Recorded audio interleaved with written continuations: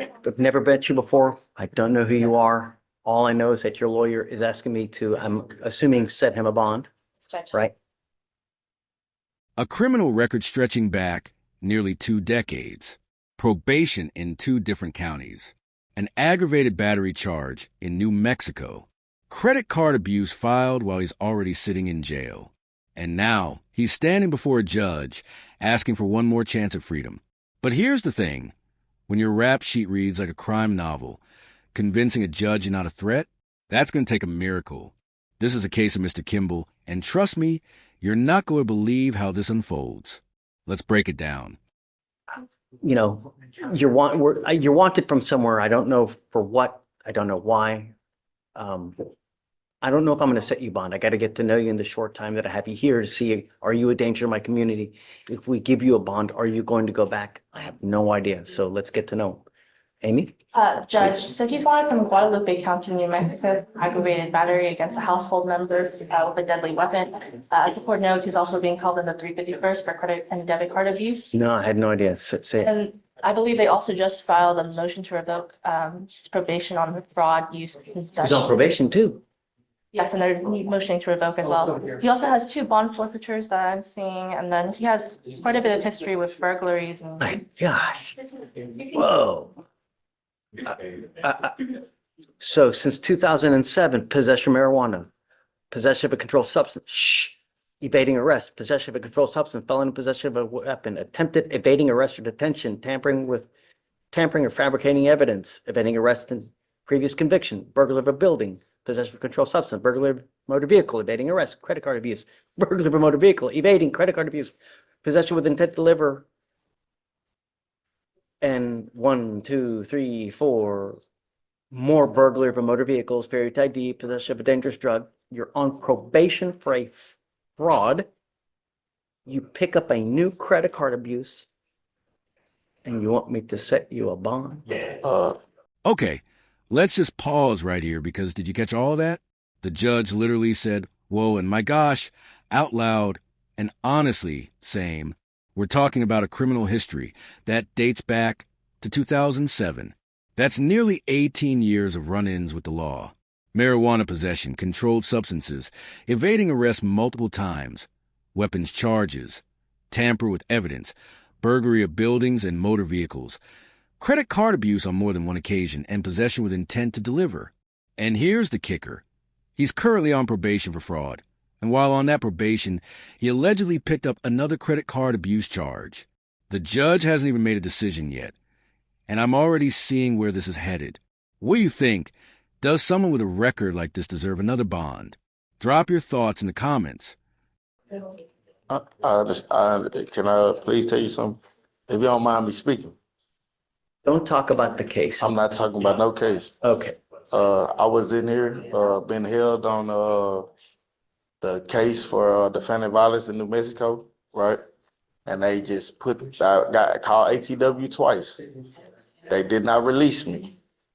I was not released. They sent me back to my cell, and since they didn't release me, they ended up putting a credit card abuse on me. Now, I don't know, where that falls in or whatever, they just put it on me. So if I can give you a brief synopsis of the timeline, Judge. Sure. So January 15th, he waived extradition for his New Mexico case, which is why we have a fugitive. He also had a Dallas County hold at the same time, which means the Dallas. Here's another. True, but Dallas County had 10 days to pick him up. So they did not pick him up in those 10 days. So let's say January. I know that. I get it. Let's just say, okay, so they didn't release the whole, they should have released the whole 25th. They didn't. What they did is instead, 3 days later. Talking the Dallas County hold. Dallas County hold. Okay. So what should have happened is that on the 25th, they released the Dallas County hold, which at that moment, there was no locals or anything pending, and they should have started the timeline for New Mexico to come pick him up. But instead, Dallas did not release the hold until I believe the 29th, because conveniently, on the 28th, the DA's office filed 2B charges on a credit card abuse from a case that they had had since November. So it December.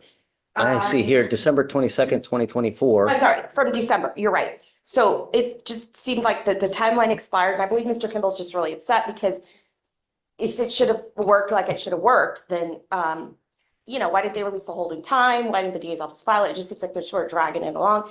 All right, let me break this down for you because this is where it gets legally interesting. So here's what happened. On January 15th, Mr. Kimbell waived extradition for his New Mexico case. Dallas County had a hold on him, but they only had 10 days to come pick him up. They didn't. The hold should have been released on the 25th, which would have started the clock for New Mexico to retrieve him. But here's where it gets suspicious. Dallas didn't release that hold until the 29th. And wouldn't you know it, on the 28th, the DA's office conveniently filed new charges for credit card abuse on a case they've been sitting on since December. His defense is basically arguing that the system kept him locked up longer than it should have, and then piled on new charges while he was stuck in custody. Is this a case of the system working against him? Or is this just consequences catching up? Let me know what you think.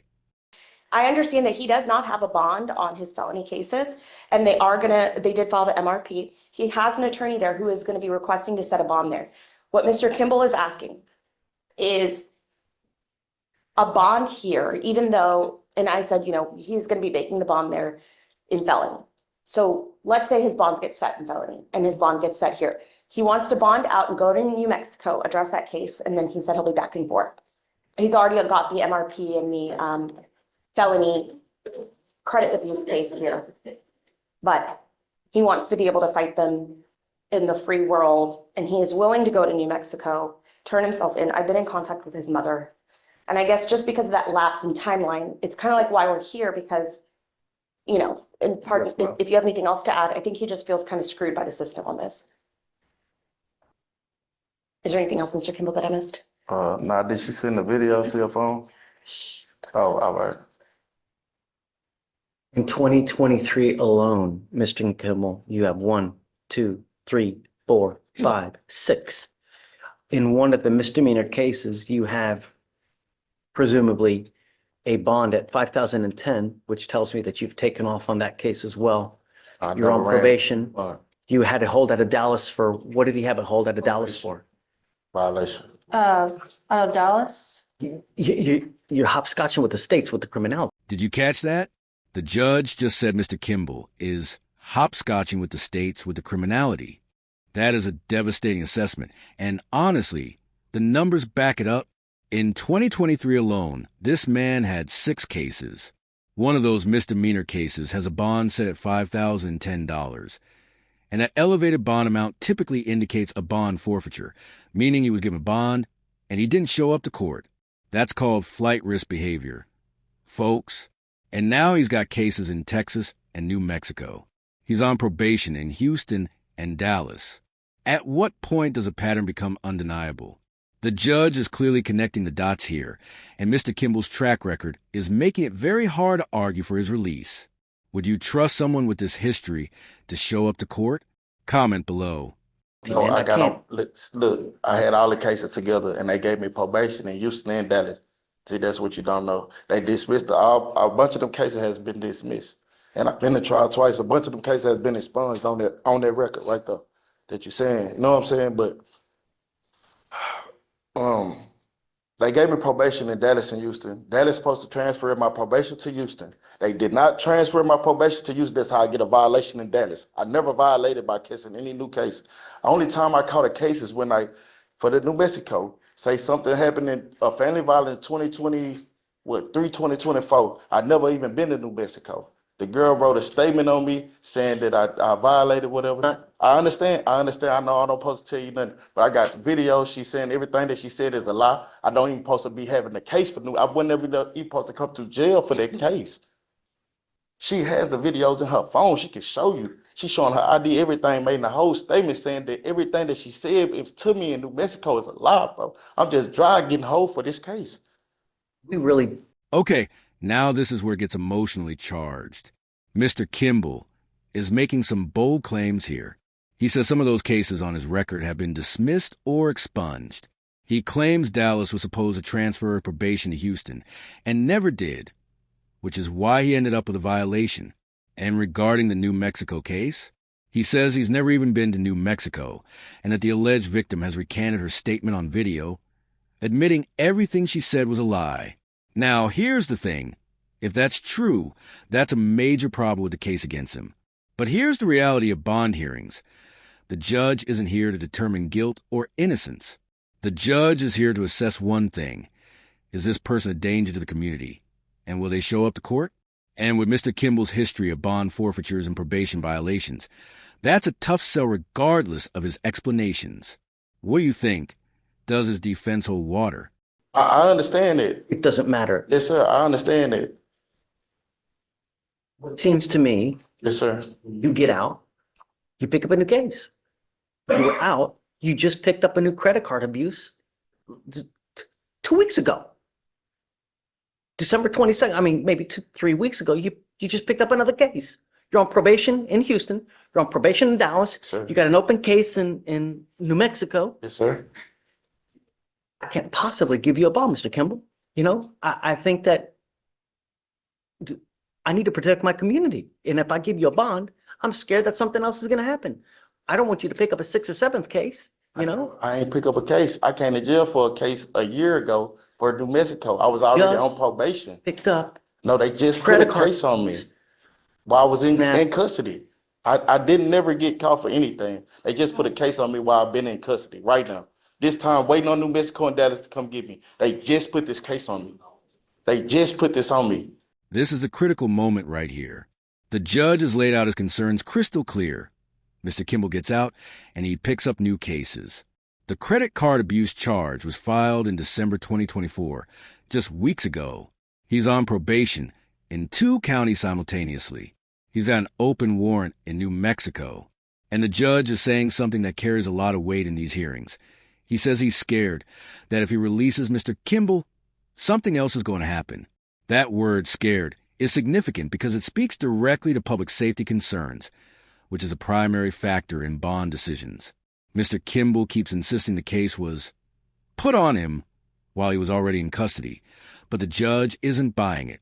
When a judge tells you that you scare them, you know the ruling isn't going in your favor. I want to make sure that there are no more new cases get on you anymore. I'm not going to give you a bond because, Mr. Kimbell, you scare me. You know, you do. I never had an aggravated case. I never had an aggravated case in my life. You see my record. I never had an aggravated case. I don't see, the only thing I see I'm is saying Harris. everything you're saying. I never had an aggravated case out of Harris County, Dallas, anywhere in Texas, ever. Ever. I believe you, but it's just way too much baggage, dude. Way too much. But I'm saying you can't just set a bond on the case. And when I go to court, you know what I'm saying? I talk to my other judge. She give me a bond on them cases or whatever, where I can go handle everything that I need to handle so I can get out and be with my kids. You know what I'm saying? Because if I don't, so say if they do set the bond when I go to court, because he's going to give me a court date in like a week or two. I'm going to go to court. They're going to set a bond for me. So they set a bond. Now I got to come back to your courtroom again. And there it is, the human element. Mr. Kimbell brings up his kids. He wants to get out and be with his children. And look, that's something we can all understand on an emotional level. Being separated from your family is painful, no matter the circumstances. But here's the harsh reality of the justice system. Emotional appeals don't override public safety concerns. The judge acknowledged Mr. Kimbell's point about never having an aggravated case in Texas. He even said, "I believe you," but then he followed it up with 5 words that sealed his decision. It's just way too much baggage. When you have nearly 2 decades of criminal history, probation in multiple counties, bond forfeitures, and new charges being filed while you're in custody, the math just doesn't work in your favor. Sometimes, as the judge is about to say, the bill comes due. For you to say, oh, well, I'm not going to give you a bond or whatever. They got 14 days to come get me. When actually I really supposed to already been gone to either Dallas or New Mexico because they called me ATW twice and they said they was not going to come get me. And we called to New Mexico. New Mexico said they didn't have any knowledge of me even being in jail on their warrant. Is New Mexico, have they stated that they're going to come get him? Our indication at this time is that they want him, Judge. Okay, they're going to come get you. You know, the problem is that 14 days is told because you've not made bond on those cases upstairs. Once you do make bond at that point, that will get the 14 days for New Mexico to come get you. But Mr. Kimball, you've got a ton of priors. You're on probation in two different counties. For the same. You gotta keep, okay, regardless, it's too much baggage. I'm not gonna give you a bond. You scare me, dude. That's it. Really. You know, sometimes the bill comes due. Now is that time. It's not gonna happen anymore. Okay, thanks. And just like that, it's over. Bond denied. Let's recap what we just witnessed. Mr. Kimbell came before this judge requesting a bond on a fugitive warrant out of Guadalupe County, New Mexico, for aggravated battery against a household member with a deadly weapon. He's also facing credit card abuse charges in the 351st District Court, a motion to revoke his probation for fraud, and has active probation in both Houston and Dallas counties. His criminal history stretches back to 2007 and includes everything from drug possession and evading arrest to burglary, weapons charges, and evidence tampering. His defense argued that procedural delays, specifically Dallas County not releasing their hold on time, allowed the DA to pile on new charges while he was stuck in custody.